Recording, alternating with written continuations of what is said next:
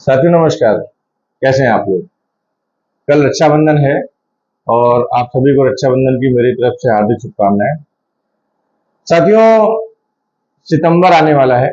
सितंबर के महीने में दिल्ली के प्रगति मैदान में एक भव्य समारोह होने वाला है, जिसको दुनिया देखेगी। दुनिया भर के देश के लोग आएंगे। जी हाँ, मैं बात कर रहा हूँ G20 की। G20 समिट यहाँ पे हिंदुस्तान में होने वाला है और भारत देश इसको ऑर्गेनाइज कर रहा है। अब आप सोच रहे होंगे मैं ऐसी बात क्यों कर रहा हूं, ये तो सबको पता है। जी हाँ, सबको पता है। अभी 4 दिन पहले हमारे देश के प्रधानमंत्री कहीं टूर पे गए हुए थे, तो वहां चाइनीज राष्ट्रपति शी जिनपिंग, तो चाइनीज मैं इसलिए बोल रहा हूँ, चाइनीज आइटम का कोई भरोसा नहीं होता है, इसकी कोई गारंटी नहीं होती। तो बिना गारंटी वाली चीज से मिले, शी जिनपिंग से मिले, चाइनीज राष्ट्रपति से मिले और सब अच्छे से बात हुई और पेपरों में हेडलाइन आई कि हाँ, चाइना और भारत की बहुत अच्छी दोस्ती। मगर कल की तारीख की बात मैं आपको बता रहा हूं। कल जो है अचानक से चाइना ने धमाका कर दिया। चाइना ने कल इंटरनेशनल पटल पर, अंतरराष्ट्रीय पटल पर अपना नक्शा रिवाइज करके डाल दिया। अब नक्शा रिवाइज किया है तो उसमें जाहिर सी बात है, चाइना की नीति है विस्तारवादी नीति।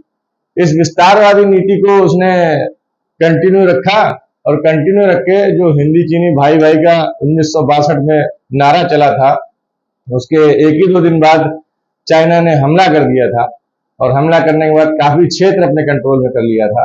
भारत ने हार भी मान ली थी। तो उसी विषय में मैं आपसे बात करना चाह रहा हूं कि अभी सितंबर में G20 समिट होने वाला है। चाइना ने कल एक चाल चल दी है। अपने नक्शे में अरुणाचल प्रदेश और अक्साई चीन, इन दोनों को अपने नक्शे में दिखा दिया है।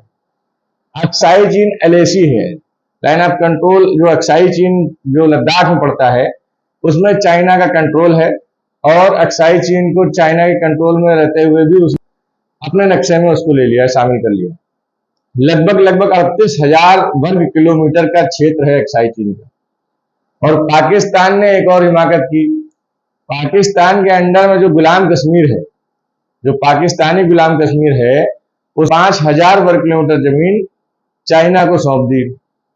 उसके बाद और तो और, ये तो छोड़िए इतनी हिमाकत, और हिमाकत देखिए, अरुणाचल प्रदेश लगभग 90,000 वर्ग किलोमीटर का एरिया, वो भी चाइना ने अपने नक्शे में दिखा दिया। अब बात आती है कि अपने देश की सरकार इस पर क्या प्रतिक्रिया देती है।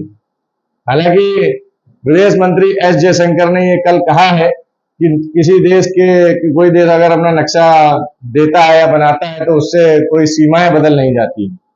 अब ये उनकी बात कितनी सही है, कितनी गलत है और कितनी कारगर साबित होगी, ये तो वक्त ही बताएगा। मगर मैं उन नेताओं से पूछना चाहता हूं जिन्होंने धारा 370 जब लागू हटाई थी और उसके बाद वो बॉर्डर के लिए बोले थे, गुलाम कश्मीर के लिए बोले थे, अक्साई चीन के लिए बोले थे, वो बोले थे क्या बात कर रहे हैं आप, जान दे दूंगा मैं इसके लिए। तो मैं उस नेता को ढूंढ रहा हूं जो जान देने के लिए चिल्ला रहा था संसद भवन में जोर जोर से। तो भाई, कहां है तुम्हारी आन बान शान और जान। तो ये मैं आपको बताना चाह रहा हूं कि भारतीय जनता पार्टी की क्या नीति चल रही है, क्या वो इस पर काम कर रही है, G20 की कितनी तैयारी में लगे हुए हैं। G20 जब होगा 18, 19, 20 सितंबर के बीच में होने वाला है, 3 दिन का कार्यक्रम है। उसमें पूरे दिल्ली में लॉकडाउन लगा दिया गया है। कहीं कोई दुकानें नहीं खुलेंगी, कहीं कोई मेट्रो नहीं चलेगी, कहीं कोई साधन नहीं चलेंगे। तो मगर ये इतना बड़ा प्रोग्राम करने से पहले जो धमाका चीन ने किया है, क्या ये G20 समिट ठीक से ना हो, ये चाल है चीन की।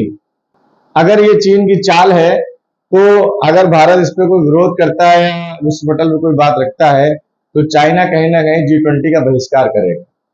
क्या ये G20 के बहिष्कार की चाल है कि हाँ, G20 समिट अगर ठीक से हो गया, अच्छे तरीके से हो गया, तो उसमें चाइना कहीं ना कहीं नीचे हो जाएगा, भारत आगे की ओर हो जाएगा, ऊपर हो जाएगा। और जो नक्शा, जो चाल उसने चली है, ये चाल चलने का कारण क्या है, रीजन क्या है, वो भी जानने की बहुत जरूरत है। क्योंकि सभी लोग जानते हैं, इतिहास गवाह है कि चाइना की बात का किसी पे कोई भरोसा नहीं कर सकता।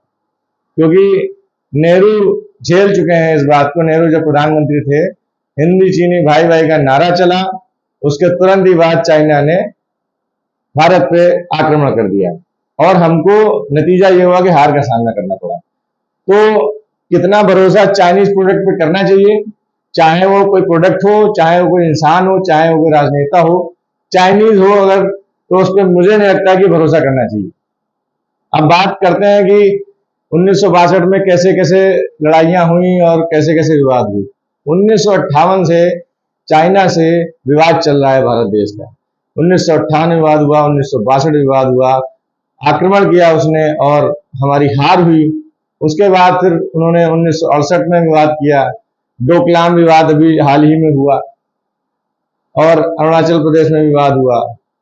तो ये सब जो विवाद हो रहे हैं, इसमें कहीं ना कहीं चाइना की कोई ऐसी नीति है जो छुपी हुई है, जो हम लोग कहते हैं कि विस्तारवादी नीति जो चाइना की है, तो वो उसकी रहती है और रहेगी। राजनीतिक तरीके से तिब्बत को अपना मानता है और उसका कहना यह है कि अरुणाचल प्रदेश दक्षिणी तिब्बत का हिस्सा है।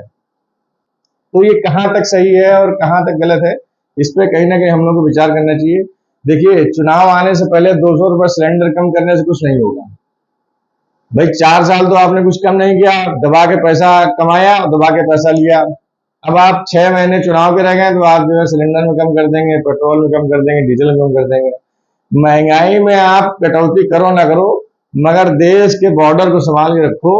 इतना आपसे निवेदन है, मैं सरकार से निवेदन करना चाहता हूँ। अगर आपके बस की नहीं है तो आप जो है इस लायक नहीं कि आपको सत्ता में दोबारा लाया जाए, क्योंकि आप ही की पार्टी के नेता, वरिष्ठ नेता सुब्रमण्यम स्वामी, जो हमेशा विवादों में घिरे रहते हैं, उनका साफ साफ आपको संदेश है ट्विटर पे कि या तो आप ठीक से कर लीजिए, अगर आपसे नीति नहीं चल पा रही है देश की, तो आप जाइए मार्गदर्शक मंडल में जाके बैठ जाइए, इस्तीफा दे दीजिए और भारत को बख्शिए, दूसरे नेहरू मत बनिए।